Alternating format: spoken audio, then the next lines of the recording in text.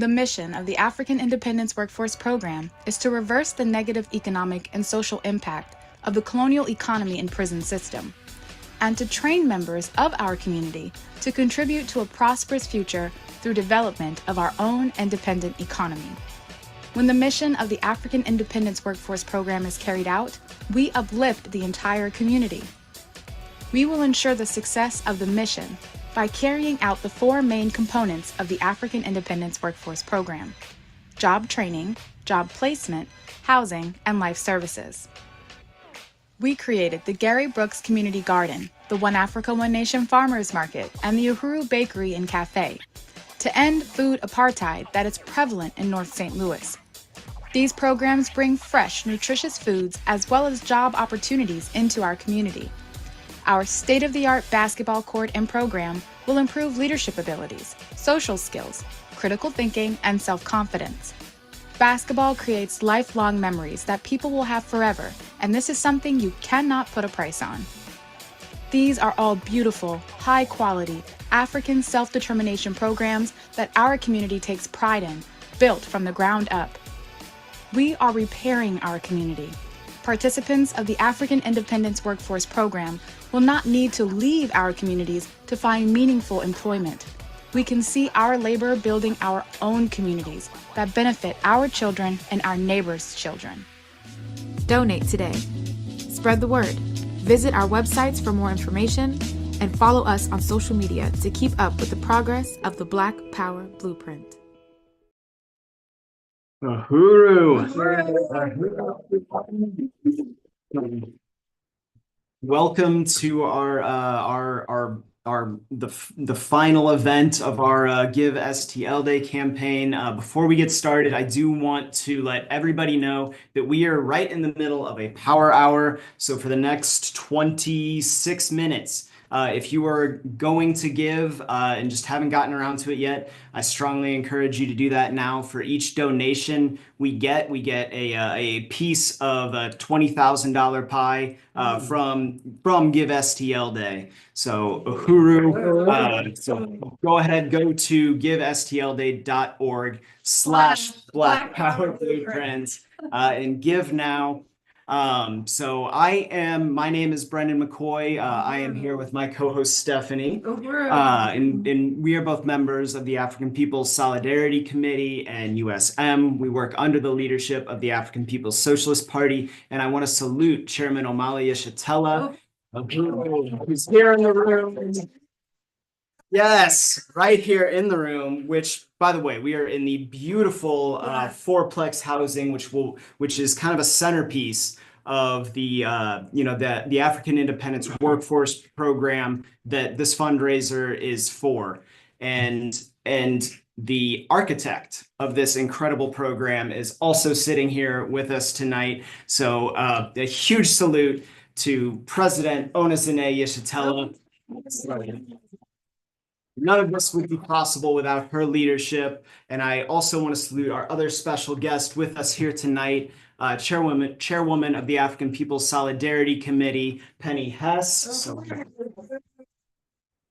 And we have an absolutely incredible program for everybody tonight. But before we get into that, I do want to shout out and thank everyone who has already donated. The early giving has been incredibly successful. Yeah, we are already over 86% of the way to our goal. So yes, and I know we're going to hit it tonight. Okay, no, let's keep going. We're changing already. We'll be announcing some things here soon. But I do want to say, I know we've had 14 anonymous donors. Shout those out right away. Yeah. Also, anonymous is always so supportive. Great comrades. Yeah. Yeah, Go ahead, if Stephanie. people don't want to have your name on a list as a donor, you can be anonymous and, be anonymous. That's great. Your money Yeah. still goes to support African self-determination in the hands of the African community. So uhuru to anonymous donors. Uhuru. All right. Okay, and now I do want to shout out some of the folks that we know are contributing to this incredible campaign. I want to salute Aaron, Allison, Amanda, Annetta, Ashton, Barbara, another Barbara, Carol, Christy, Colin, Daniel, Redbeard. Yourself, Stephanie, Diane, Eric, Franklin, Heather. These are alphabetized. anyone's keeping up except for Redbeard. Jamie, Jeanette. No, that's Janet. Janice, Janine, Jesse, Jan, Joel, Johan, John, Carrie, Kitty, Lauren, another Lauren, Leah, Lisa, MQ, Multiple MQ, times. MQ. Multiple times. So salute to MQ.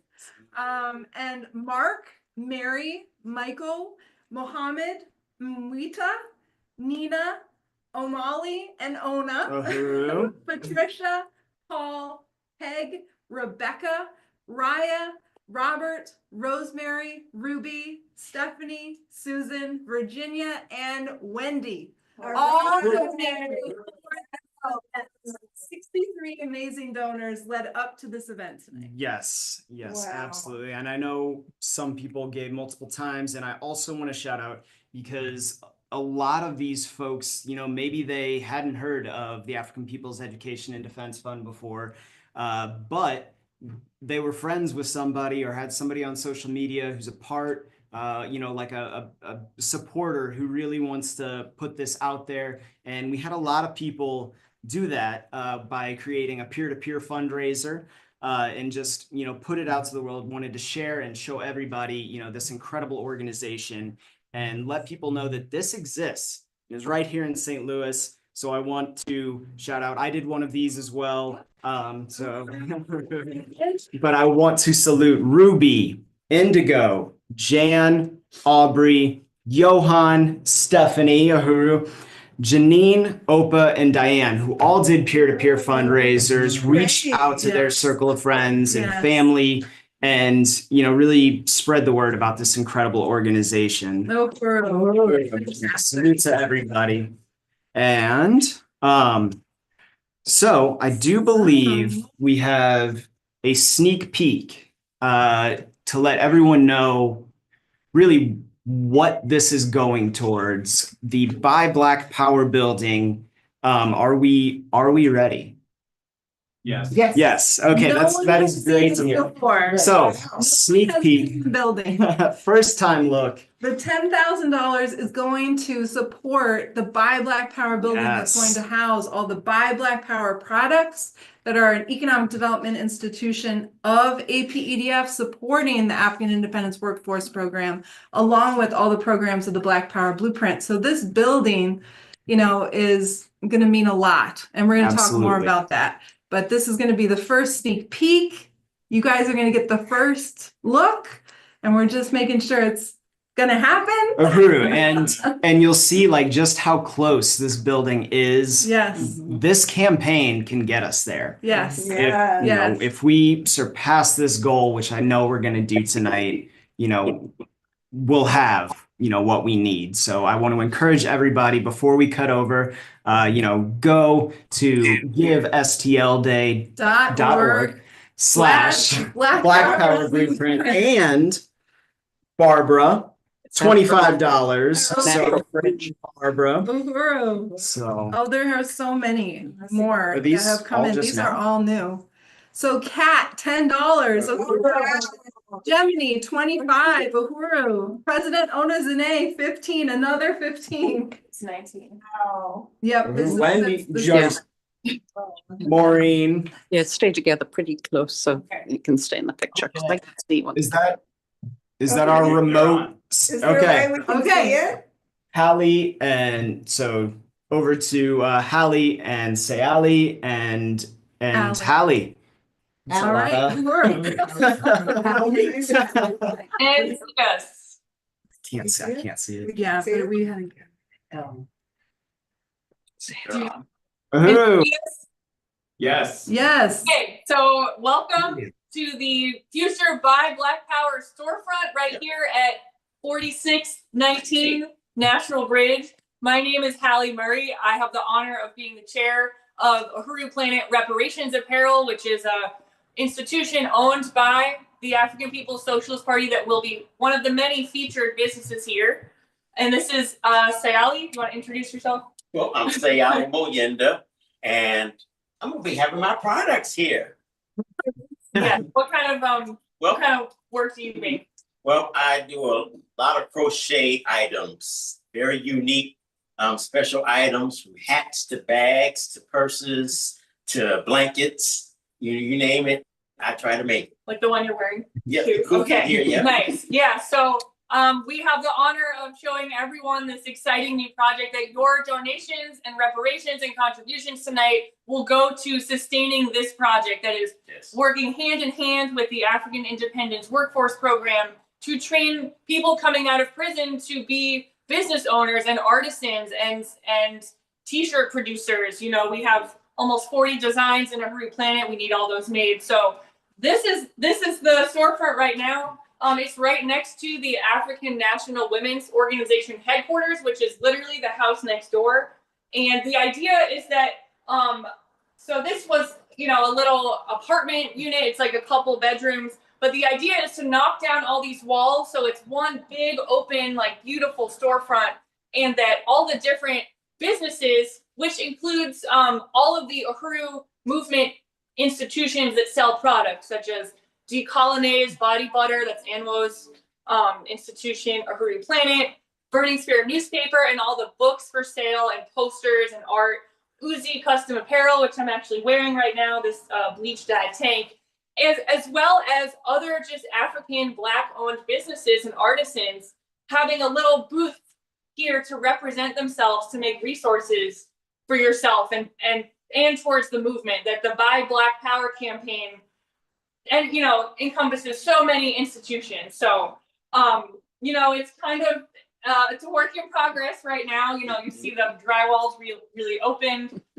There's no lighting right now, so some of our shops will be kind of dark. But let's just show you around some of these rooms. Just watch the floor here. So, this is the Natural Bridge is for people that aren't in St. Louis. It's a really big, it's a major road. It's almost like a highway. So the idea, you know, and there's a lot of ideas floating around, but we were thinking to open up this window to be like a big 6-foot beautiful glass window with like fashion models, like mannequins, and really nice lighting, so people can see from the road, like, oh, that's a store. Like let's go shopping for all kind of things. And there's clearly a lot of work to do on this building. So if you have skills in the trades, you know, I know, Sal, you were talking about doing drywall in the past and different construction.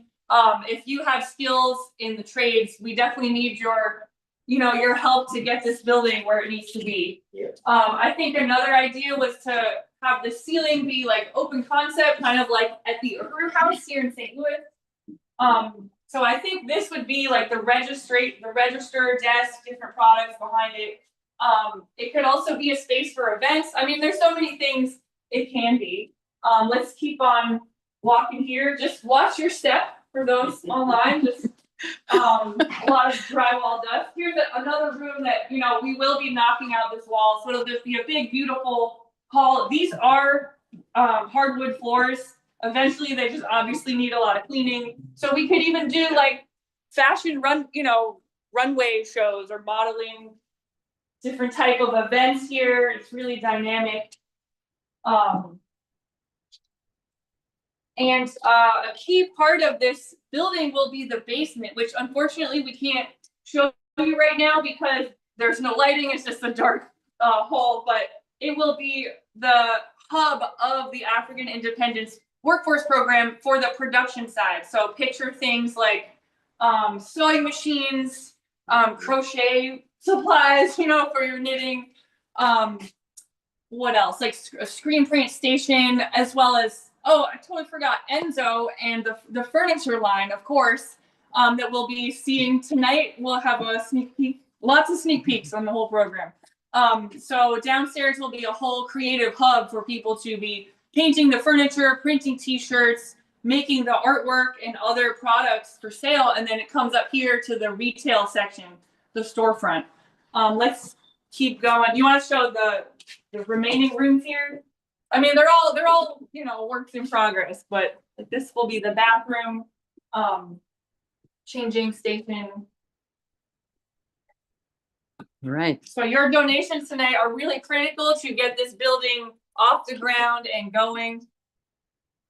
And we have other rooms here. We have room back here that could be, you know, it could be a station where people come get some refreshments. Yeah, that was probably the kitchen. Yeah. Because this was an apartment unit. That was, you know, And this bedroom, could be- but This could be another area, you know, for, you know, a lounge area or something like that.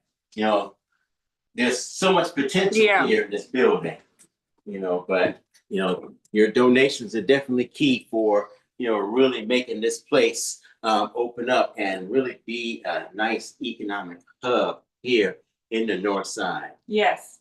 And there's also a really nice backyard. We can't get there now because the door's bolted up, but you know, just picturing like big Enzo furniture painting days with the, you know, some tents up, some music going, maybe like a cookout back there. So there's so much potential. And yeah, it's really important that you contribute to these programs. And if you have questions about it, you know, you can put them in the chat. I'm sure there'll be a Q&A later. What else? It's yeah. Oh, I just, of course, want to salute Deputy Chair Ona Zane Geshatella for securing this institution. You know, the party owns all these properties of the Black Power Blueprint. I'm not even sure how many exactly properties are under the umbrella that is the Black Power Blueprint. So, you know, the location where everyone is at right now, that's another one of the properties, the fourplex. This building is the Buy Black Power storefront. And I just really want to salute Deputy Chair Ona Zane Geshatella, as well as Chairman Omali Geshatella, for your vision, for your relentless, just nonstop, you know, always serving the African working class, and that everyone can be part of this movement. So just really appreciate our leadership and all the work that went into this webinar. I'm not sure our time, so let me know how we're doing. We'll take it back over here. That was excellent. Okay. So- Uhuru, thanks a lot. Okay. Yes. Uhuru. And it sounds like everyone really enjoyed that live sneak peek because the donations have been coming in. Yes, absolutely. Wow. So who can we thank? We have so many people to thank. Okay, so I'm going to start. All right, so we got to go back because there's a whole list on my text here. So we want to thank Chairwoman Penny donating $100, Brendan donating $25, Kofi donating $50, Daniel donating $50, Maureen donating $200, Amali and Ona Zane Geshatella $250 donation. We have Mads at $15. We have Rainey, $10 donation. We have Wendy, $25 donation. Hey. All right, I'm scrolling. Let's see. Aisha. Aisha, $50. Whoa. Now, Penny, is that additional? Is that correct? I don't know. No. Okay, There's- all right. Of course, it would not be a fundraiser if we did not shout out this comrade multiple times. Thank you. So what does that bring us to? Where are we at? Our new total is $9,350. And I'm really calling on everybody, let's hit that $10,000 goal before the end of this power hour. So we got 9 more minutes. Let's do it. I know we can do it and get all of that partially matched by this, you know, this $20,000 grab bag. Amazing. All right, we're Yes. okay, so the theme for tonight's event, Black self-determination, not mass incarceration. I really want to talk about that for a minute. I have the honor of working under Deputy Chair President Ona's leadership, helping to build the program, the African Independence Workforce Program. So I just want to go to a couple slides. So tonight's theme, Black self-determination, not mass incarceration. It really addresses the fact that, next slide, the agency of African people, as Chairman and President Ona have said, that is the thing that has been taken away, meaning the ability for African people to be self-determining, making choices that are in the best interest for the African community. Next slide. So Chairman Amali Shatila has often spoken about this in terms of why there is even a need for a nonprofit like the African People's Education and Defense Fund. He has said, quote, if African people had control of the land and resources of Africa, if African people benefited from Africa and all of its wealth, there would be no need to create organizations such as these. But until Africa and our people are free, we will continue to struggle for self-determination. So next slide. And as Chairman has also said, African people were stolen out of Africa and forced to labor for the benefit of the US colonialist system, benefiting the white world. Chairman has also pointed out that just as African people were stripped of their freedom, Africa itself was stripped of African people, to be able to produce and develop the land of Africa and the wealth for African people themselves. Next slide. At the first Congress of the African People's Socialist Party, actually in 1981, Chairman said, quote, it is this system of imperialism built and developed off the blood, sweat, and liberty of African people, which is responsible for the underpopulation, grinding poverty, and underdevelopment of Africa. Next slide. That is why the African Independence Workforce Program is so important. As President Ona has said, quote, we've built for everyone else. Now it's time we build for ourselves, our Africa, our resources, developing our own independent economy, end quote. So the Black Power Blueprint and the AIWP are about recapturing agency back in the hands of African people. So next slide. As we know, the prisons have always been used as a colonial tool against African people. The 13th Amendment of the Constitution did not end slavery. It made slavery legal in the prison system. Prior to that, vast wealth was generated off the vicious convict leasing system. And today, prisoners make next to nothing working and creating wealth for corporations, generating billions of dollars in a huge prison economy. Next slide. So the impact of the prison system on the African community is nothing short of devastating.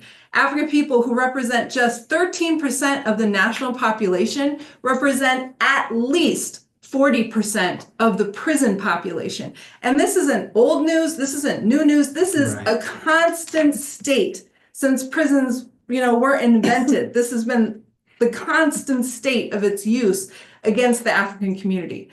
And in fact, today, 1 in 3 African men and 1 in 18 African women will go to prison in their lifetime. And I just read an article today that was updating its statistics about African women in prison, saying it is still the fastest growing demographic in the prison system in the US.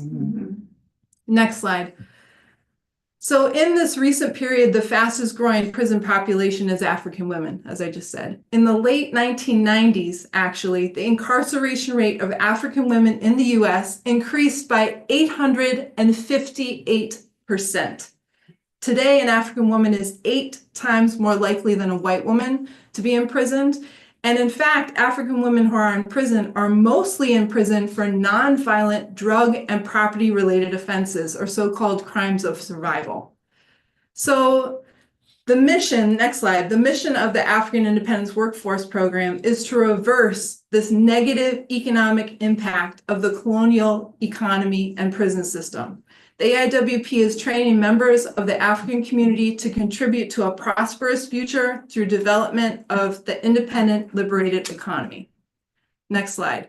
So tonight we are really honored to have on our program APDF President Ona Zanaya-Shatella, who is making the African liberated economy a reality through building all economic development institutions throughout the Uhuru movement, and especially the self-determination programs of the Black Power Blueprint right here in St. Louis.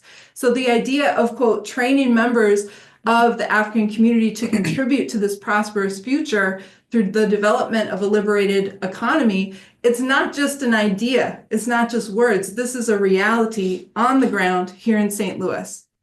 And next slide. And the vision, the beautiful vision for the AIWP is, quote, our African labor is now producing for ourselves, meeting the essential needs of food, clothing, and shelter, and creating prosperous, self-determining African communities everywhere. Beautiful.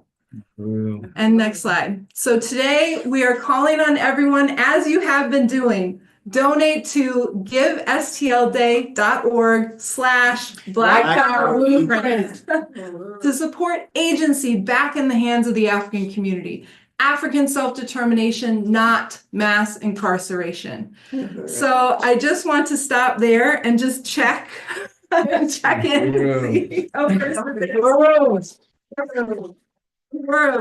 So it does look like we have some new donors to thank, which is really exciting. A mere $20 donation. Kara, $50 donation. Uhuru. Anonymous, $100 donation. Uhuru. And Yes. Go ahead. MQ, another donation, $25. Uhuru. Sandra, a donation for 10. Uhuru. Sandra. And Jesse, a donation for $100. So that brings us to. We are at $9,605. So we are very close to that $10,000 mark. Oh, and Mike, $50. So awesome. Okay. All right, amazing. So we have a really great special guest that's up next. Chairwoman Penny Hass leads the African People's Solidarity Committee. She was the first white woman to heed the call made by the African People's Socialist Party in 1976 to work under the leadership of the African Liberation Movement and organize in the white community around the question of reparations from white people to the African working class. So we're really honored to have Chairwoman Penny Hass here with us tonight. It's such a great honor to be here tonight. This is very, very exciting. I want to salute my leadership, Deputy Chair Ona Zanaya-Shatella. It is so exciting to be here and very much of an honor to be here, able to be here with Chairman Omali Shatella, who we will be hearing from very shortly. And I'm so excited about this program, and I am going to be talking about the prison issue because the whole reality in this country shows what the question of prison proves, or is a perfect example of the fact that this is colonialism that is experienced by African and indigenous people inside the borders of the United States. And when you're talking about prison, just some facts that we would have to say is that the US has the largest prison population in the world. Yes. But the population of China, which has much less, US has, I believe, over 2 million, 2.5. I need to get the whole statistic again, but the population of China is 3 times greater than the US, but the prison population is far lower than the US. So it's really clear that the US uses it as a tool of colonial control and oppression over African people, because we heard the statistic that African people are at least 40% of the prison population.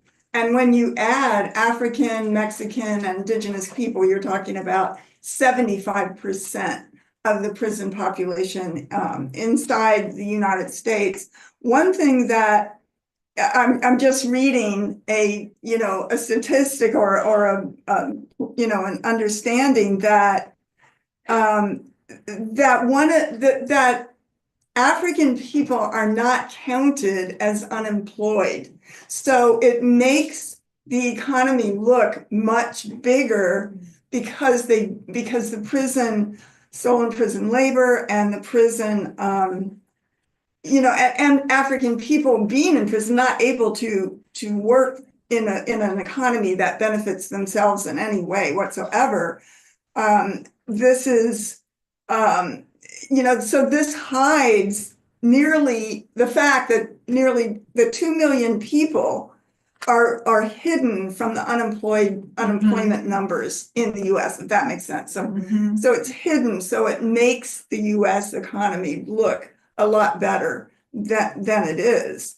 And that, but of course, the labor is stolen from African people as part of the colonial domination of African people in this country. And so, I think that that's really, really important to see, and why the African Independence Workforce Program is an anti-colonial project that fights against the prison, the colonial prison oppression by taking and creating power in the hands of the African working class, therefore the Black Power blueprint. So it's very exciting, and it is the only way forward. And we call on white people to to stand in solidarity with it, to contribute to it, because it's in our interest to see a society without oppressors and the oppressed, to be part of it, to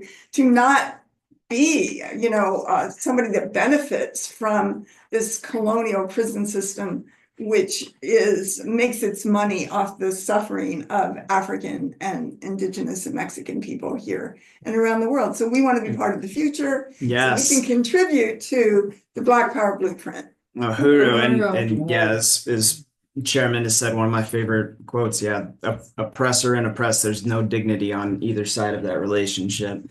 So Chairwoman Penny, we do have a couple questions wanted to ask you. So we know, we've kind of been talking about how the prison industry has impacted the African community. Can we talk a little bit about how it impacts the general white community? Well, I think, the prison population is so huge that they say that it's maybe 7 or 8% of the gross domestic product of the US, but that's because they're not counting the whole thing. And it's at least $500 billion. And it's probably, much more than that, because there's so many spin-offs and other kinds of industries that are attendant to the prison economy. So it is whole towns of white people, especially in rural areas, depend on jobs as, in prisons. They're notoriously billboards that white towns out in rural areas in particular put up, calling for, we want a prison in our town. Wow. As a means of employment. So it's part of this parasitic, what the chairman calls the colonial mode of production, that is, as you're saying, it's not good. It's not dignified. It's no way to live. It's a parasitic relationship that lets us get something at the expense of an immense suffering for the African community, which we do not want. We do not want. We want to have a principled, honest relationship to African people. Absolutely. And on that note, so you lead APSC, which is, an organization of white people organizing in the white community for reparations to the African community. Can you just kind of talk a little bit about APSC and what that is? Well, the African People's Solidarity Committee was formed by Chairman Omali Shatella and the African People's Socialist Party back in 1976, at a time when the African liberation movement was was facing a counterinsurgency, and all of the assassinations and attacks and mass imprisonment of leaders of the African liberation movement, which was the key driving force of all progressive change. It was the revolutionary movement inside the US and around the world, because it is an international movement. So the chairman created the African People's Solidarity Committee, APSC, to organize white people to go behind enemy lines, to be the voice and organizers of Black power in white face under the leadership of the African Revolution, and to break the isolation that the African liberation movement had been forced into by the US government's attack on it. And so that's what we do. And we take the message of reparations to African people in theory and in practice, and go out into the white community, organize genuine solidarity, why it's in the interest of white people to stand in solidarity with African liberation, with self-determination and political power in the hands of the African working class, not against racism, but against colonialism. And that, when we see here in St. Louis, where you can physically see the political power and economic power in the hands of the African working class and the Black Power blueprint, right here, even in this building that we're in right now. Come take a tour. It's you can see I have a tour. It's beautiful. It's powerful, and it's something that that white people have a tremendous interest in wanting to see and wanting to support and having the honor of being under the leadership of this society, which nobody, exists at the expense of anybody else. Absolutely. And I do recommend anybody come to St. Louis and take a tour of this place. Absolutely. I mean, just seeing it, if there's any question you have, you come and see this and this is benefiting everyone. Like this is the way. Yeah. Very, very beautiful. Yeah. So, okay. Well, thank you, Chairwoman Penny, so much for that. I do have some updates. Great. What are the updates? Yes. Some very important updates. So I want to shout out Robert, donated $15. I want to shout out Kaylin, donated $20. And I also want to shout out my incredible co-host, Stephanie. $250. Two more just came in. I want to shout out Allison, $100, and Hallie, $30. I believe both in the room. I assume those are the Allison and the Hallie. So, do you want to give the total number this time? We are over $10,000. $20. So let's keep it going. Absolutely. Keep it going. Absolutely. So, okay. Well, I do want to give a couple specific shout outs to some really incredible supporters that we have. I do want to shout out our anonymous donor. They know who they are, who donated a $2,500 matching fund. So really, really incredible. I also want to shout out Comrade Redbeard, who donated $500, not once, but twice. So, I also want to shout out Mark, who donated $500, and Aaron, who donated $250, as well as Peg, who did $200, and Peg did $500. Yeah. Peg, so incredible. Wow, so and thank everybody else who's gotten us to where we are so far. Uhuru. Incredible. Let's keep it going. Absolutely. Keep it going. And you're going to want to keep it going after this next presentation. I have the honor of introducing our next special guest, who I also have the honor of working under the leadership of. This is the visionary architect of the Black Power Blueprint here in St. Louis. But not only that, President Onozine Yeshitela leads and is in charge of all 50 economic development institutions of the Uhuru movement, as well as the Black Power Blueprint programs right here on the ground. So I'm really honored to have President Onizane Shatella here with us tonight. We're so excited. It's Oh my goodness. This is really 10,000 before you start I speaking. know. And we know what happens when you start speaking. More people donate. They go to givestl.org/ and they keep giving. Yeah. Just saying. Uhuru, so Uhuru. President Ona, we had a Yes. couple questions for you. Mhm. First, what is the thing that makes the AIWP so unique? Because there's a lot of re-entry programs out there, but what is it about AIWP that sets it apart? Okay, so before I answer that question, Okay. I just really want to salute my leadership, Chairman Monish Teller, who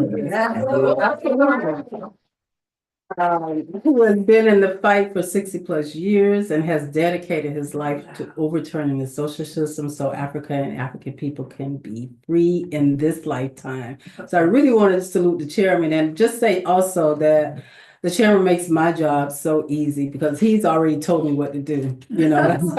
He said, this is what you have to do. You know, I read the political reports, I read, you know, everything that he's written around, you know, how to create this independent economy. So I just want to, you know, just salute the chairman. Next. And then I want to also give a big salute to Chairwoman Penny, who has, Chairwoman of the African People Solidarity Committee. I also want to give big shout outs to USM Chair Jesse Neville, Vice Chair Amanda, and I also want to give a big shout out to Brendan, who is the chair of the Give St. Louis. And I want to give a shout out to all the USM supporters, all the Uhuru movement supporters, donors who have really, you know, stepped up and said that we want this AIWP program to happen. So we just really want to, you know, just really salute them as well. So, okay, so thank you, Stephanie. That's a really good question. Well, let me just show you. The Black Power Blueprint programs represents real, genuine self-determination for our community because it's creating our ability to feed, clothe, and house ourselves, which are real programs that are on the ground right here in St. Louis. Next slide. So we have demolished buildings in our community that have been left in the state of decay, demoralizing our people and denying our children an opportunity to easily imagine a future for happiness and success. So we have transformed several properties on one corridor, and that corridor is West Florissant Avenue. Next slide. So the Black Power Blueprint programs include, of course, the Uhuru House in Aquaba Hall. Yes. Next slide. The Karibu Outdoor Venue. Next slide. Of course, the Black Power Vanguard Community Basketball Court. Yes. Yeah. This is an incredible video.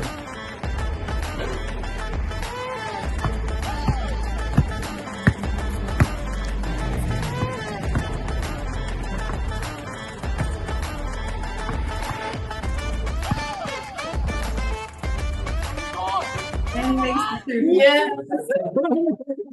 So for all of those who said that that court is not being utilized, as you can see, it's being utilized. And this summer is going to be a lot of things going on the basketball court. So I just want to give a shout out to the young people in the community and say that they have a safe place to play and shoot hoops, you know, and be together as well.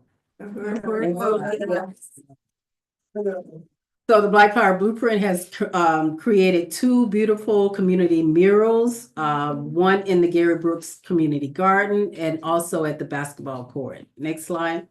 So the One Africa, One Nation Farmers Market is going to be kicking off next month. That's led by annual President Ijide. So we're looking forward to that starting up again. And of course, Uhuru Bakery and Cafe.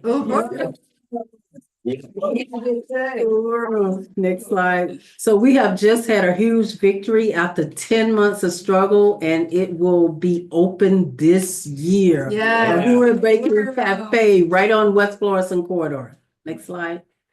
And there is this fourplex housing unit that's we're in right now. This building is for participants in the African Independent Workforce Program who are coming out of the colonial prison and working on their going to be training here with the Black Power Blueprint institutions.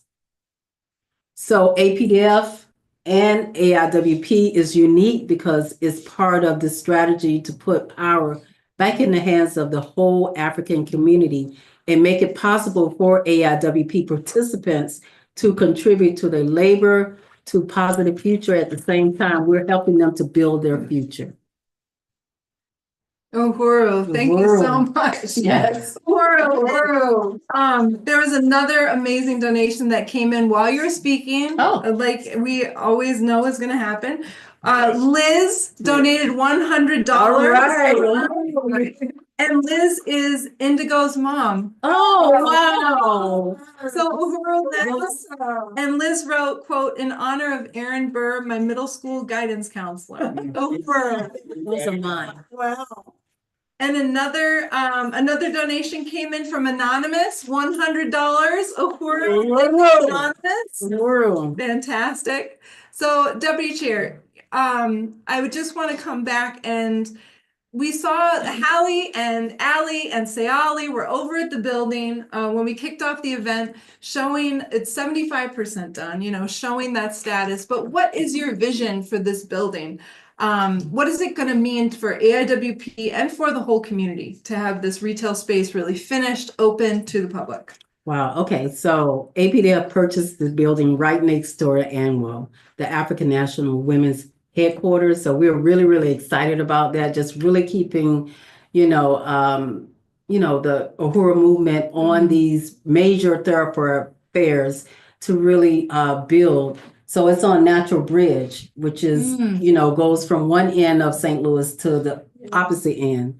So you saw earlier in the program how it's 70% completed already. We are excited because it's on a major thoroughfare, and we have a vision for it to house all of our Buy Black Power products.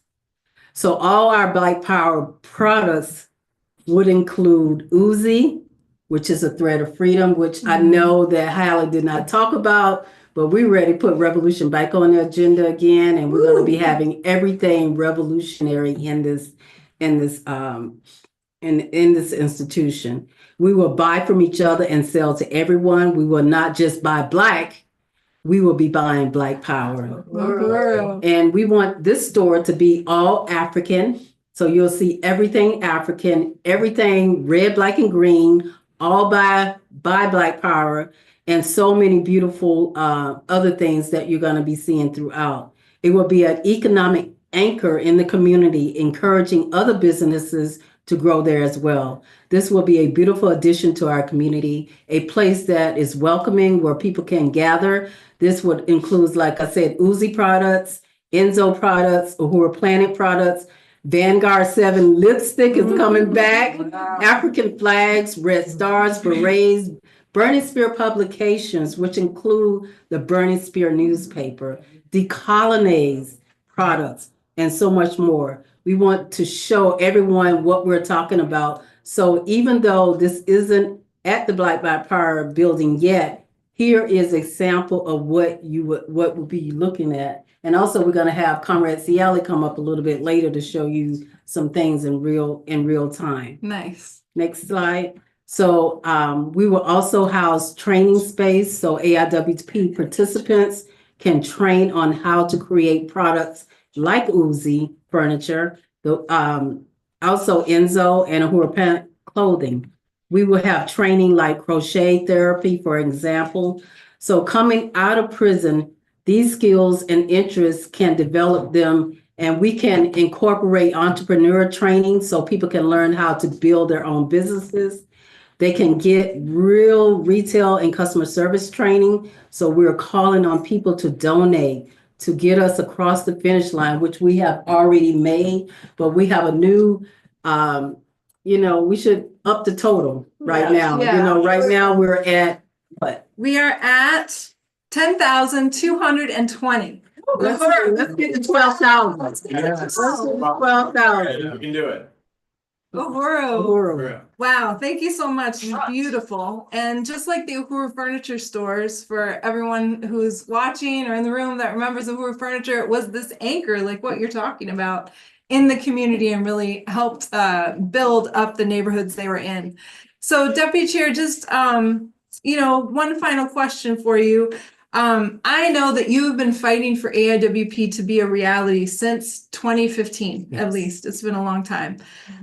What does this mean to you to see this finally becoming a reality? Yeah, so yeah, 2015 is when I really introduced it to the party. And, you know, like so many things, you can introduce something, but sometimes it's not the time to make it happen.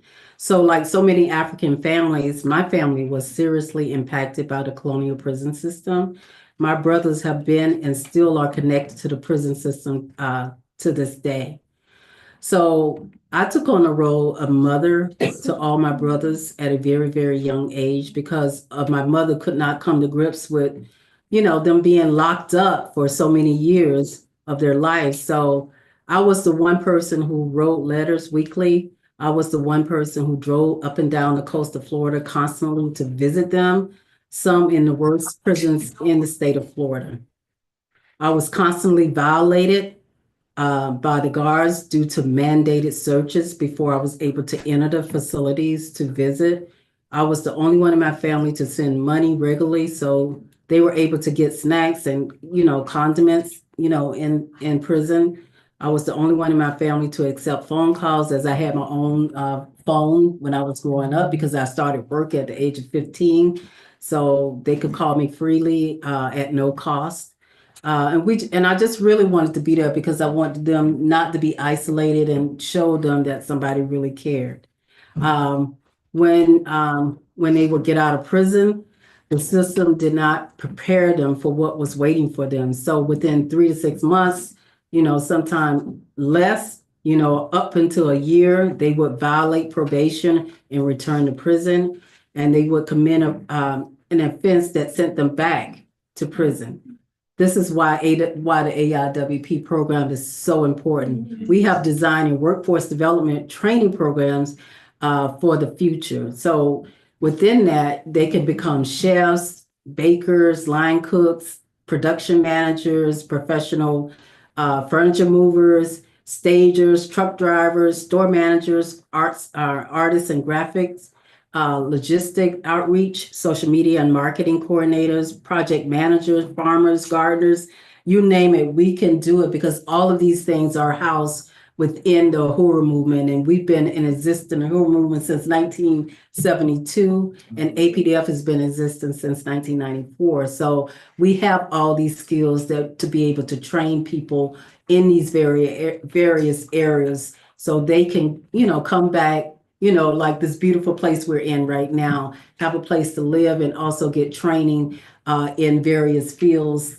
so they can be, you know, placed back into society and actually bring something back to their community. Mm-hmm. And so we must take jobs out of it. Mm-hmm. At AIWP, we must create career pathways, or better yet, how to start a business and how to become entrepreneurs. That's our goal. So I later in life understood the root cause of this problem as colonialism, that in fact, that the police and the prison system were created to capture and enslave Black people trying to resist slavery. And since that time, all the forms of colonialism has taken to the attempt to continue to extract the labor from our communities. I have one brother who just got out of prison this year. 3 have passed away due to the same conditions I have described, and 1 is still right now battling drugs. So, you know, our AIWP housing unit is named after Mafundi Richard Lake. Long live. Long live. He is a historic freedom fighter from Birmingham, Alabama, who spent much of his life in the notorious Alabama prison system and who initiated one of the most powerful organizations while in prison. Mafundi also became the first national organizer for the African National Prison Organization, AMPO. AMPO was the first mass prison organization actually created by the African People's Socialist Party as a response to the colonial assault waged against our people and our movement. So these are, this is one of the apartments that we're sitting in, but there's 4 Africans who through their relentless struggle for total liberation from the colonial domination that was personally immortalized through the AIWP apartments. So we have Asada Shakur, we have Desi Wood, we have Matula Shakur, and Sunayati Akule as apartments that were named after these people that has been locked up for decades, and some of them has passed away. So this is why I, Ona Danae Shatella, wanted to be a part of this program to actually change the conditions of the system that will in turn change the root cause of the problem. APDF is building economic development to revalorize our community, and AIWP provides what my brothers never had, a real path to a positive future for them and their families.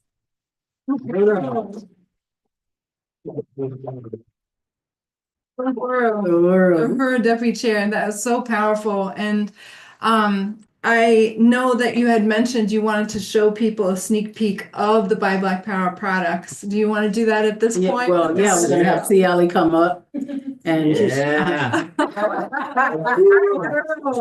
and he's gonna showcase all the things that we, some of the things that we talked about. This is just some of the stuff we're gonna have in the Buy Black Power store. I'm going for the pillow.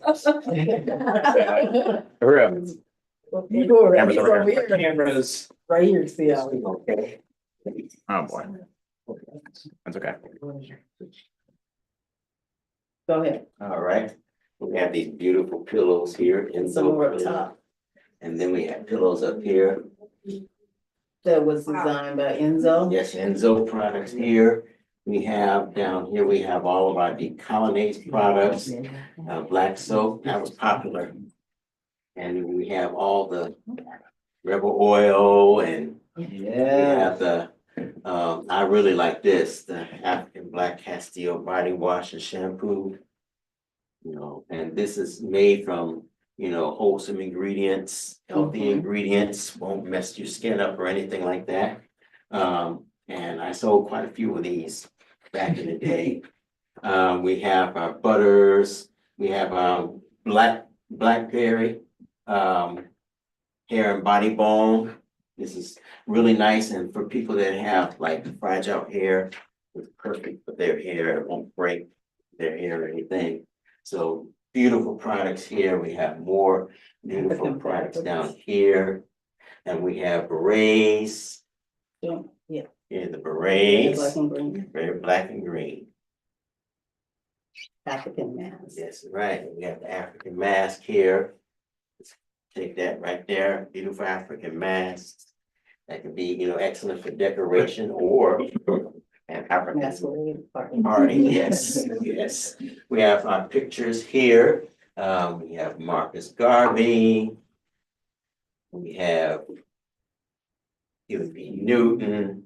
And many more photos here of different African freedom fighters that you can put on your wall. If you have a large desk, frame it, put it on your desk, and proudly show, the leaders of the past who are no longer with us, but whose impact is still felt to this day. So, African cards. we have our greeting cards. Beautiful greeting cards in different colors and designs that you can get. Send to family, friends. We have more African masks. We have our Uhuru Planet here. There's a nice one right there. Right. Gentrification, colonialism, reparations now. I really like this one, colonialism caused climate change. So these are the products that you can proudly wear and have a positive message as opposed to not so positive messages I've seen on shirts. Here's some more posters here. Che, red, black, and green flags here. Even have a smaller flag right there. Then we also have more Enzo pillows. We have our Buy Black Power bumper stickers. Yeah, so you can put that on your car proudly. Then we have crochet product right here. There's a nice little pouch there. And something was mentioned about the crochet as therapy. And I just thought that was critically important because there's still a lot of isolation in the African community. And of course, mental illness is real. And we want to be able to have a way in which people in the community can come through and bring out their artistic, ability, but also at the same time interact with one another and not be closed in, locked in the house and things like that. And it helps to open things up and give people, a purpose of doing things as opposed to just the mundane grind of daily trying to survive life. Over here, we have some more items. We have books here. The Verdict is In, Reparations Now, and other books that's been written by chairman, and all this is Burning Spirit Publications. We have Overturning the Culture of Violence, which I've written at least 3 times over the years. We have more cards. Actually, no, this is a booklet. Journal. It's a journal. Made by Wendy Craig. Right on. Excellent. Big journal in front, right there. Yes. Oh, Get yeah. up and show them. Oh, yes, indeed. And here's something that That's by Wendy's By too. Wendy Craig. Wendy Craig. Can you say her name? Driftwood. Wendy Craig created this. I really like This this. is that beautiful. I gorgeous? love the designs. Oh my goodness, It's a journal. this is wonderful. Yeah. This is absolutely wonderful. Of course, we have Vanguard 7 lipsticks here. Let's see what color. Well, I can't open them. I can't open them. That's on the top. Okay. But we have our Burning Spirit newspaper, another Burning Spirit publication right here. We have the O'Malley Taught Me cups. We got the Red Star. You can proudly put that on your hat. Here's some more products here of All Power Promotions and Creations. So, you can get you a nice tam. We can get you sweater vests, pouches, bags, any items, I can crochet it up for you. And, you can have that Black Power swag, Yes. everywhere you go. And then we have the furniture here. I mean, beautiful furniture. We have our, what we call our struggle bag here. So you can sell your Burning Spirit newspapers, pull out one, get people to pay that $1, get that information in people's hands, how they can get organized and come into Black Power and make things happen. And I'd like to have that for myself, actually. But we got the bags here. Look at all these beautiful tables. This is all Enzo, hand painted, Africanized furniture, so, this is everything. This is just a sample of what you can get. And when we get that Buy Black Power house opened up, just imagine what you'll be able to see up in there. And imagine what kind of beacon, economic beacon it will be in the African community here in the north side of St. Louis. Absolutely.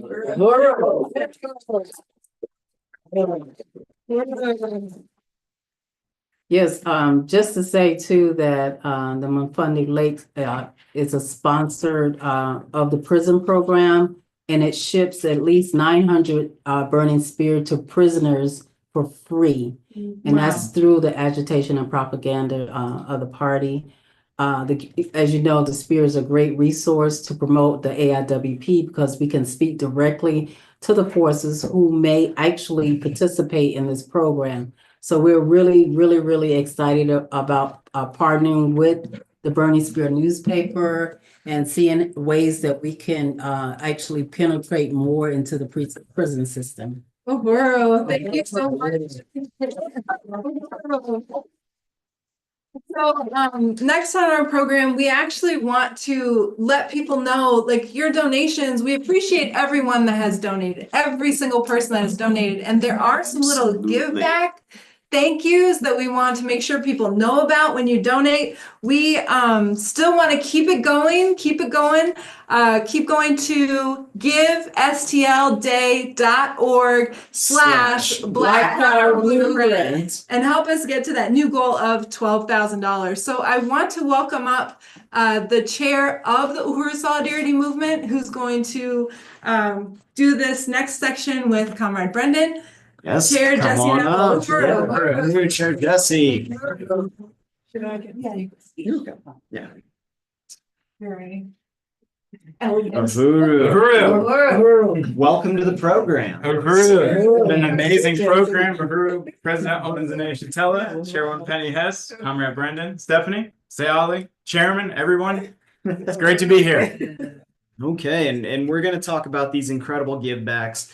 I know our program, there's been so much that we're a little behind. So I want to go ahead and, just show everybody what their donation, what our appreciation back to you for donating to this incredible cause, what that looks like. So our first one, go back to the, so donate any amount and get yourself a African Independence Workforce Program sticker. You can, proudly have on anything. I put them on, my amps and everything, and you can have them on the back of your laptop and really show it.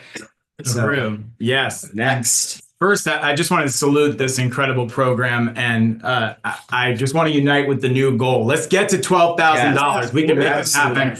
We're only $1,780 away from reaching 12,000. So that's 17 and some change. People giving 100. No, is that right? Yep. Yes, $100 each. All right. Go to givestlday.org/Black Power Blueprint. And I just really want to, again, appreciate some of our incredible donors. And we can't say enough to appreciate these donors. Comrade Redbeard was mentioned earlier. He's given 2 $500 donations. And I also want to mention that the first $500 donation that Redbeard gave was dedicated to APEDF Board President Onizane Shatella and Chairman Olali Shatella. And all of the comrades in the APSP, APSC, and USM. And the other donation from Redbeard was dedicated to a legendary veteran of the African People's Socialist Party, longstanding editor of the Burning Spear newspaper, Omowale K. Fing. You want to say, long live Omowale K. Fing? Long live.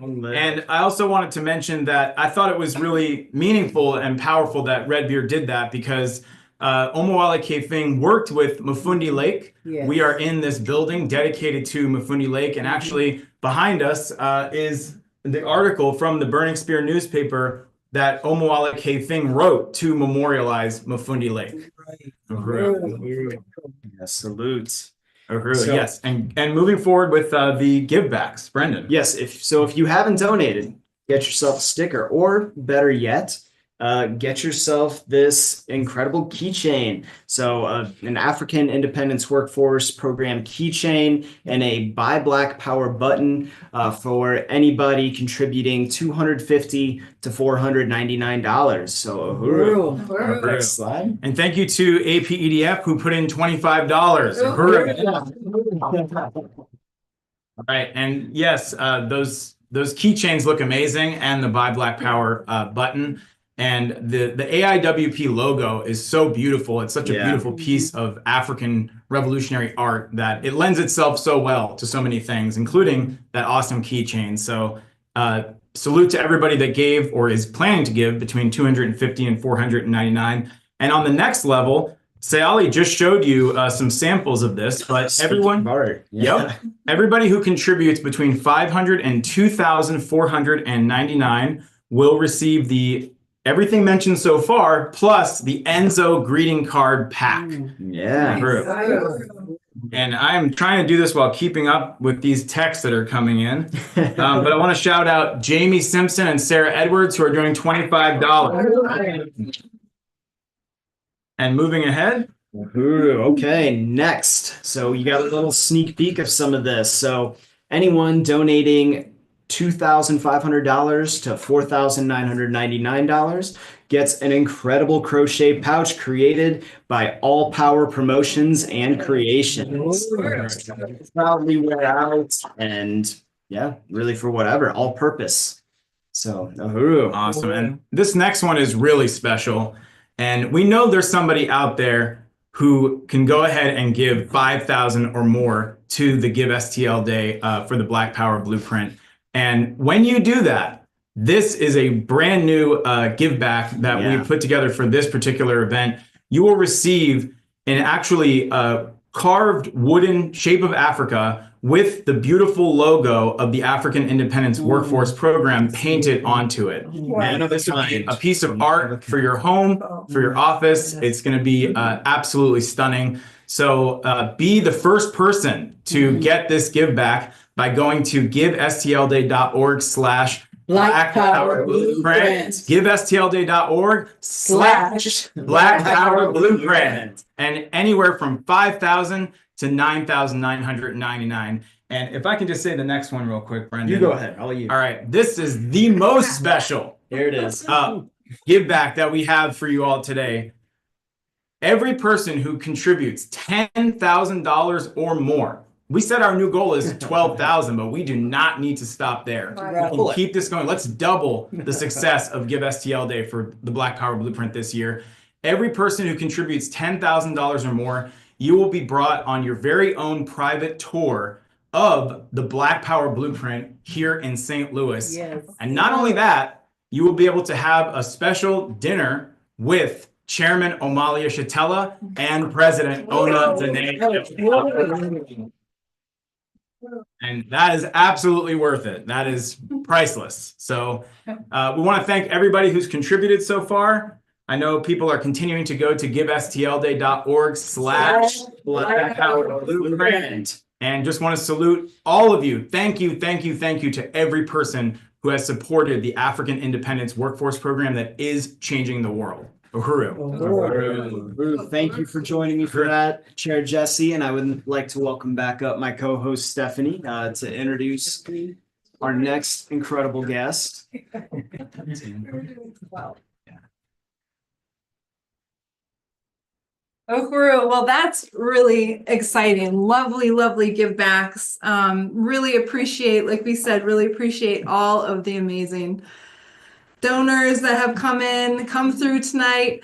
So I have the honor of introducing our next speaker, which is the leader and the founder of the International Uhuru Movement, who has worked for more than 60 years to build the movement for the liberation of Africa and African people worldwide.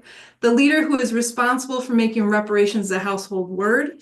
The Black Power Blueprint is a practical manifestation of the ideas of African self-reliance, self-determination, and anti-colonialism that Chairman Omalia Shatella has developed through the theory of African internationalism for more than half a century. So first, before Chairman comes up, we're going to take a brief look, a really brief clip of the Chairman explaining why Buy a Black Power program is so necessary. Uhuru, so let's go to that clip. Learning from our colonial capitalists, we will buy from each other and sell to everyone. Our slogan will be Buy Black Power. This takes us beyond the petty bourgeois neo-colonialist demand for African people to buy black, which might profit them, but promises nothing to our people as a means of breaking out of the colonial prison we have inhabited for the last several centuries. Buy Black Power does not only serve to promote our movement products, but will encourage other merchants within our colony to promote and develop an anti-colonial commercial approach as well. The office of the deputy chair must also examine the possibility, and I have to expedite this, of using the Uhuru houses and our local offices in each region within the U.S. and everywhere else possible as distribution points for our food products. This is especially true of Uhuru Foods and Pies. In other words, our economic activities will expand exponentially through utilization of these regional hubs and the initiation of local distribution points. These products for distribution must include shea butter from Anwo, clothing from Uzi, clothing from Zenzele Consignment, and Planet Uhuru apparel from the African People's Solidarity Committee. The Burning Spear newspaper and all our books, audio, and other visual products must also be distributed from these sites. The Office of the Deputy Chair will have the responsibility of providing overall leadership for all the economic activity outlined here.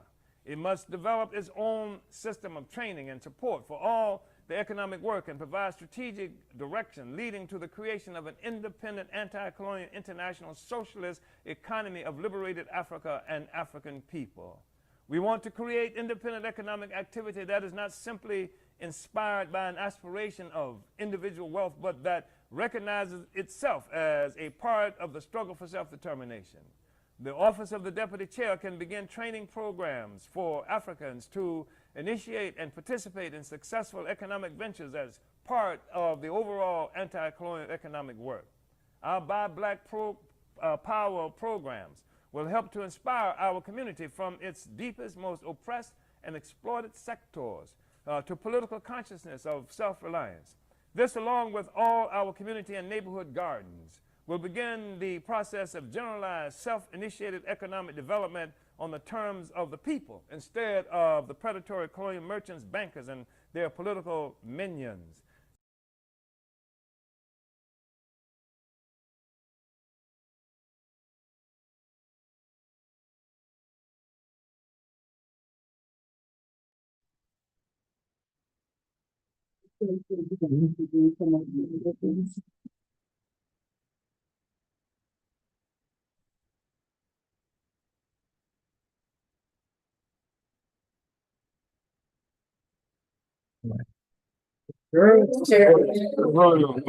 So, just like I said when I was opening, the chairman has made my job so easy. He's written everything, so all I have to do is follow it. Uhuru. Uhuru, comrades. First of all, I really want to express my deep and most profound appreciation to everybody who's participating in this project, to members of the African People's Solidarity Committee and the Uhuru movement, Uhuru Solidarity and what have you. I really want to express appreciation. I want to express appreciation for the genius that we've seen expressed throughout this process and that we've seen with your participation in this work. I want to remind us that I think the Command Deputy Chair, Owners and Yeshitela, went off on this vein as well, that what we are talking about with these programs and projects, we're talking about changing the lives of people, human beings. It's a cruel weight of colonialism that all of us experience, but they colonized in the most despicable way that challenges the whole notion of our humanity. When I stepped outside a moment ago, the basketball court, we spent $160,000 on that basketball court right here next to the duplex. And it's a first-class basketball court. It's in the middle of an impoverished African community. It's changed the complex of this complexion of this community considerably. And we were told by people that put a basketball court there, the only thing that's going to happen is people are going to kill each other. The young people will just kill each other. In fact, at one time, it may still be the case, St. Louis was called the murder capital of this country, where Africans were involved in horizontal violence. That's something that characterizes colonial communities everywhere and has done so historically. It's even the anti-colonial Jesus who had to talk to the people who were oppressed by the Romans at that time about love everyone and turn the other cheek when it comes to your brothers and sisters, et cetera, because colonialism does that. It creates horrible conditions. It extracts all kinds of value, life, humanity from people. And so we put a basketball court there, and people said, well, why you put a basketball court after the people didn't kill each other there? And in fact, what we keep hearing is that the community has changed, and where we used to have parts of the community with beefs against other parts of the community, that's changed. And that this is a place where it's recognized that the people, anybody from any sector of the community can come to without those kinds of problems. And so they say, well, why a basketball court? Why didn't you put up something that could make money, do some other kinds of things, resources? We could use more housing, et cetera. But the way to get to the houses is with the people. And we're here now with the Mafunda Lake fourplex. Mafunda Lake has spent so much of his life in prison, courageous. Some of you in this room where I am now met Mafunda, and you know what I'm talking about when I talk about what a heroic character of Mafunda Lake was. But the thing is that the people here we are in the Mafunda Lake complex, named for Mafunda. We got other people who were in prison. We're talking about, Comrade Penny has talked about the numbers of African people who are in prison. And that's not even speaking to the totality of what happens with us with prison. You're talking about who's in prison today. But then yesterday, somebody was in prison, and this group got out and somebody else. And then even those who get out, sometimes, whether they go to prison or not, they have this ghetto jury, the bracelets on where they're watched all the time, where they can't go any place, and they're on parole, they're on probation. This is just the life of African people. And it can be so brutal and so ubiquitous. And the people can be defined in such a fashion that people can even lose respect for themselves. It's the only thing you ever hear, only thing you ever see, living under such cruel circumstances, demoralized populations at different times. But despite all of that, the resistance is here. And because no matter what happens in terms of what gets pumped into the brains of African people, the reality, the material reality, the conditions that people are confronted with makes it necessary to struggle. I was looking at just earlier today, and I think I first saw it on yesterday. I think is he in Texas someplace? I can't remember exactly where he's from, but the police had killed, Ohio, I can't remember, Ohio, where the police had killed his son and had shot him in the back something like 3 times, killed him. And the brother got in his car and found the cop. He didn't care if the cop was involved in the shooting or not, and he ran him over with his car. And so he killed the cop. And when he got to the courtroom, inside the courtroom, a pack of wolves. They're snarling people who are arms of the state, cops, there with the objective of intimidating and perhaps harming him very seriously. I've known this to happen. This happened to me before. But this young African, they killed his son. And we're supposed to be so intimidated that they can do this to us. Penny has talked about the numbers of people who are in prison all the time. We live in communities where they have the audacity to come to our communities to pick up our children and take them to prison 15, 20, 50 years at a time. This is the reality that we are confronted with. From even with the children who are kidnapped and put in so-called foster care institutions. We have situations where they would destroy our ability to feed, clothing, house ourselves. And even with the Black Power Blueprint, where we're talking about putting together a bakery cafe, it took 9 months just to get a permit to do that for our community. On the one hand, and this has an incredible impact on the community. When you see this kind of ongoing brutality, the deprivation of even the ability to eat, quality food, even the ability for young people to have something that they can aspire to. And they aspire to because they see it. It's not like it's magic, because we've seen this happen before. In this community that we live in, it was a thriving African community. And they intentionally initiated projects or a program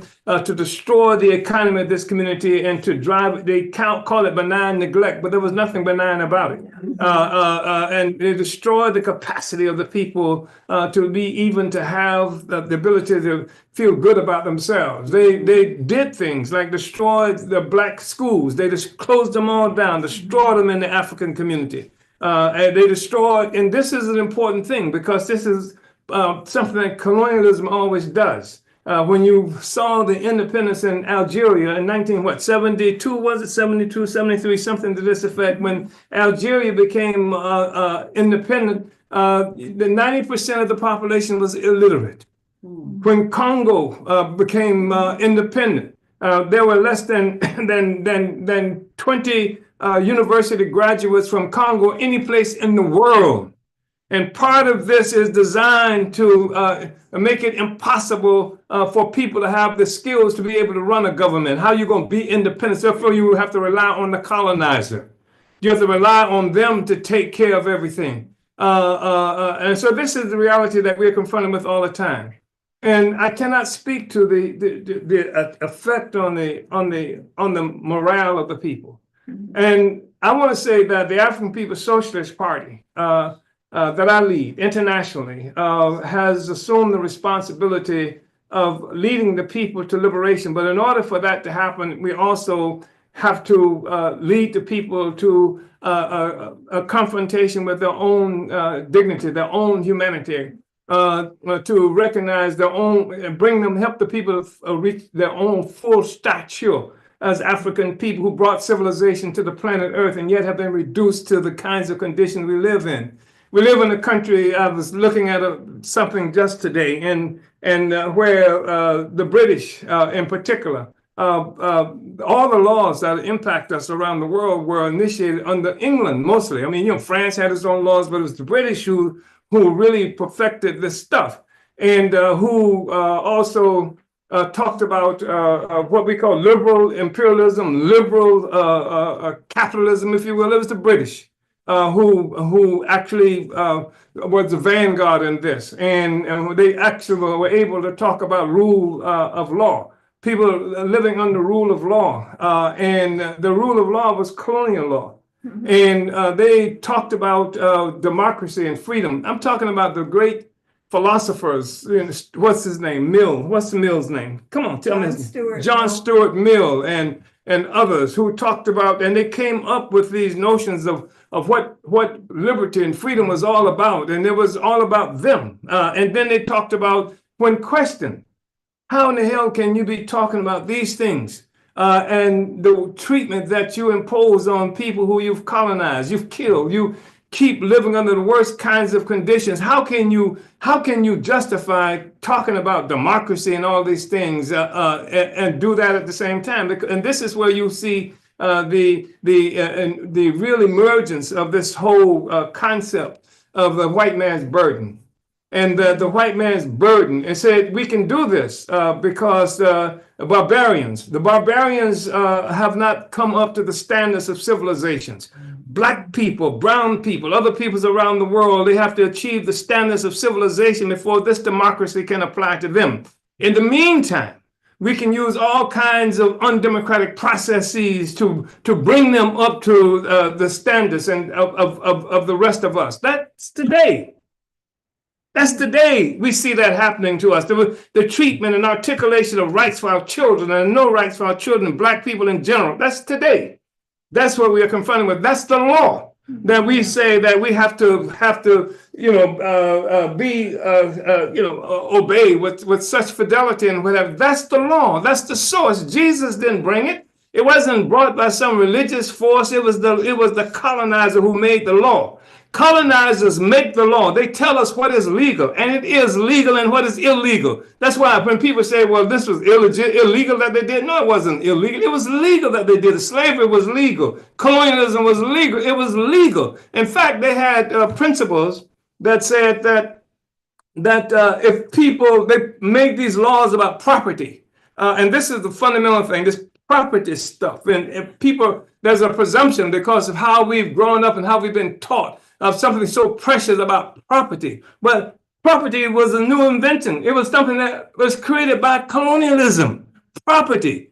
People live places and people have certain kinds of experience. Property presupposes ownership of a certain kind that didn't exist most. In fact, this is one of the things that made what Europe did so peculiar is this private ownership of land.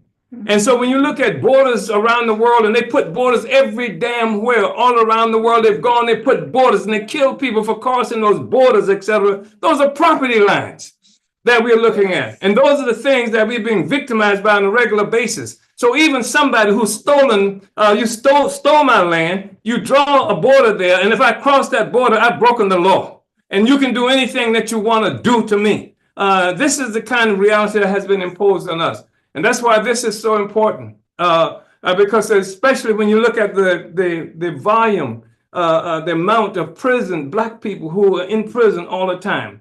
And the system cannot work unless the victim believes in the system itself and believe in how the colonizers have designated us, defined us to be. It can't work without that. That's why they wake us in the morning at 5 o'clock with flashbang grenades and armored vehicles, because we are leading the people to another understanding of this reality. Because the moment the people no longer believe in the system cannot work. It takes that at least that minimum kind of cooperation for it to work.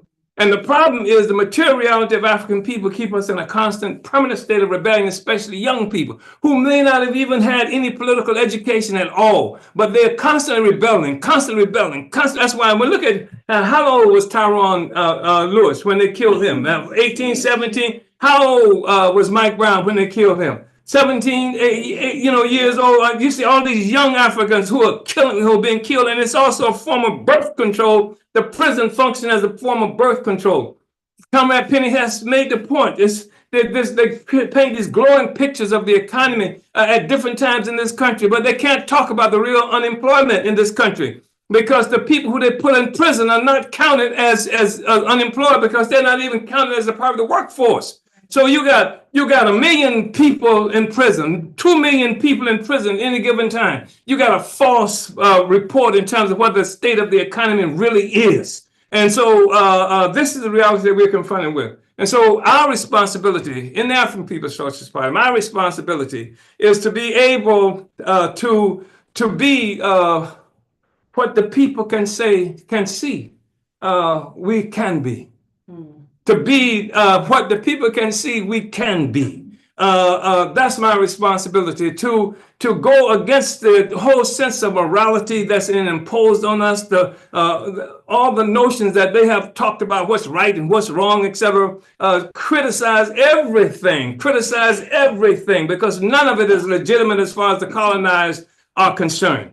And so we have to create organization and create examples, with our presence. And in us, people need to be able to see their possibilities. That basketball court, people can see their possibilities. They don't have to be limited to understanding a possibility just playing up and down in the middle of the streets with bicycle rims as hoops and things like that you find in every colonized community in this country. So I just wanted to say that and say I appreciate so much what is here.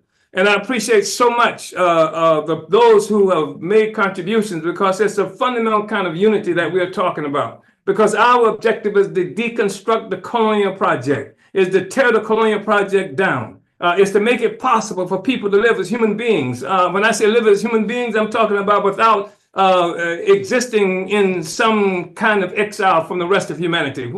Here part of what we're doing is rescuing white people, frankly. And I mean this in a literal sense of the word, because this minority population living in isolation from the rest of humanity. But the most ridiculous, this is the most obscene kinds of assumptions about who the hell you are as opposed to everybody else. The colonizers being convinced of this garbage. And this is a tremendous blow that's made to the colonizers. And what you have done and what you are doing is crossing that border, knocking those borders down, artificial borders that has been imposed upon you, that separates you from the rest of humanity. You know, do what we have to do. Let's build this Black Power, blueprint. Let's make all of these projects happen in a very extraordinary way. Let's struggle to be the human beings that can come into existence once we get this colonial monkey off of our backs. Uhuru.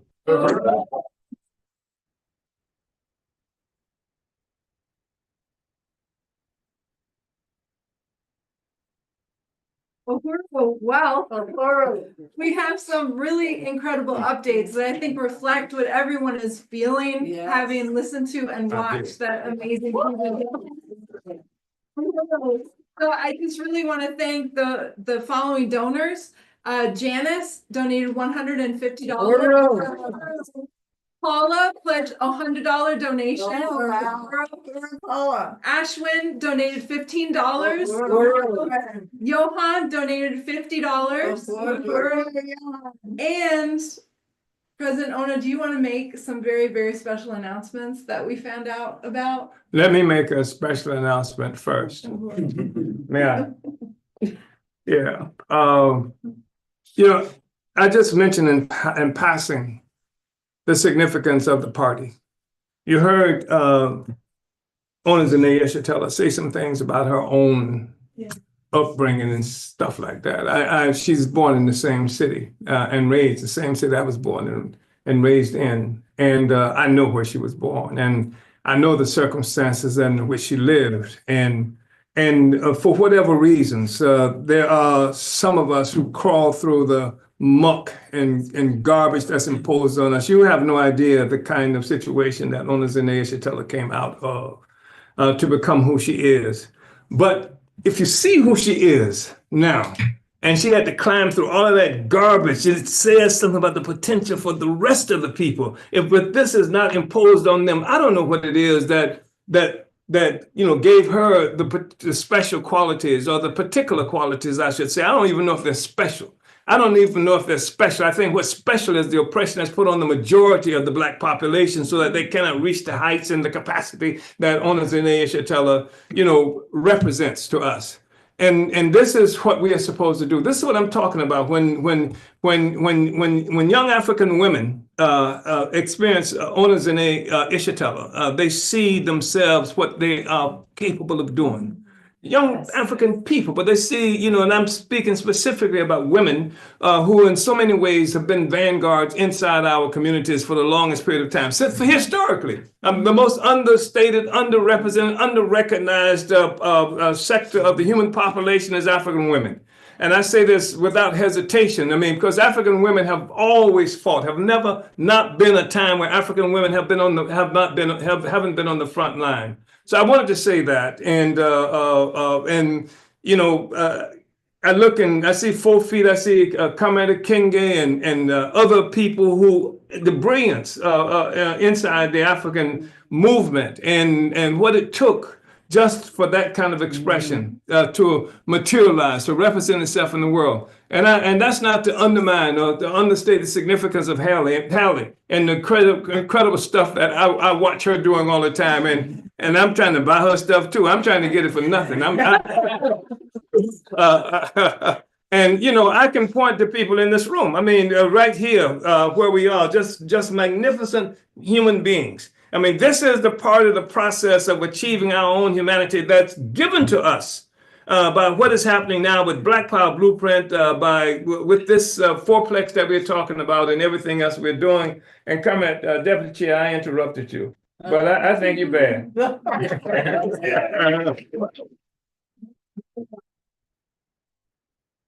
Uhuru, so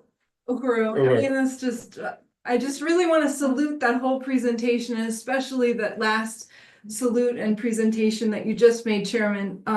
You can throw a stone and hit an article about the impact that the prison industry has on African women in particular. I mean, there's article after article after article, and yet it's nothing that anybody is talking about. Like at the same time, it's this hidden reality that's in plain sight. I just really appreciate every, point that you're making. And Stephanie, when we walk through North St. Louis and we see all those Africans here, the question is, how the hell did they get here? How did we get here? And this is a really critical question because it talks about definition, defining who we are. And it's also the statement that's really hard, question that's really hard to be answered by sectors of the colonizers, because if we say who we are, then the question is, who the fuck are you? Yeah. You understand? If I'm an African, then who are you? Yeah. And the thing is, what we do, those of us who participate in this process, those who are making these contributions, those who are expressing their genius through what they bring here and what have you, it's a credible bit of work that we are doing again to really achieve the stature that human beings should be able to realize. And we're building the future right now. The future is being constructed in the process of deconstructing colonialism. That's what we're doing. Yeah. So, this whole thank you, Chairman. That was a powerful presentation, and just, again, you're the most complete person I know in the world. And I just really appreciate your leadership. And so during this whole Give St. Louis Day, they have different ways to unlock certain prizes. So one of the things that APDF and the African Independent Workforce Program has unlocked during this whole process was we were awarded $500 for getting the first donation of the day. Yeah. I really want to shout out Virginia, who at 1159.99 or whatever it was, donated $250. So that unlocked that $500 for us. So we want to say a big salute to Virginia for the most unique donors during 6 o'clock power hour. I think that was right. Yeah. So I'm not sure what the total we have yet. Yeah. The total Yes. raised. So the 6 o'clock power hour unique donor prize, we got $250 from that. Okay. So the new total, also Leah did $100. Oh, So the new total is 11,435, only 565 to get to the new goal. Oh, so that's 56 and a half people doing $10 each.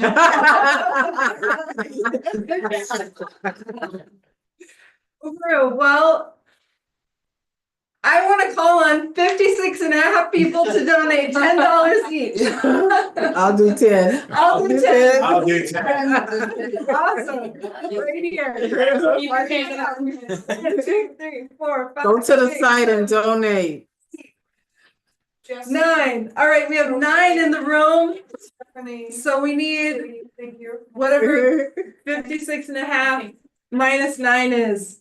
To go online, go to givestlday.org/Black Power Blueprint and help us get to 12,000. Sharon Wasey says, I'll do 10 for myself and the baby comrade. All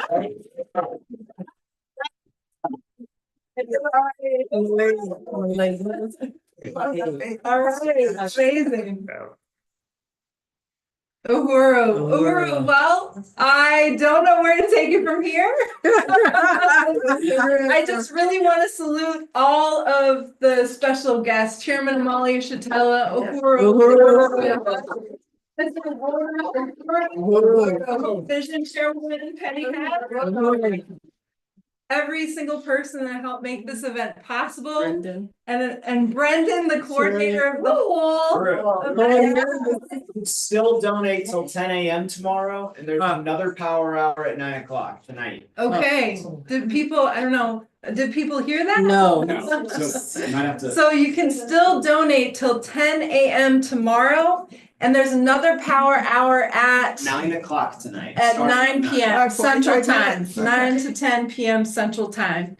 So we want to call on people to keep donating. Let's get the rest of that $565 to get us to 12,000 and African self-determination, not mass incarceration.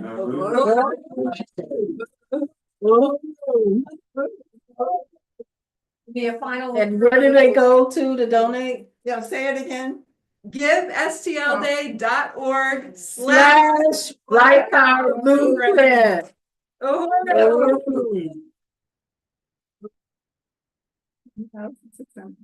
Wow, 87 donors. Wow. That's amazing. Great. Are we still on? Yeah. Oh. We want to get a group shot, right?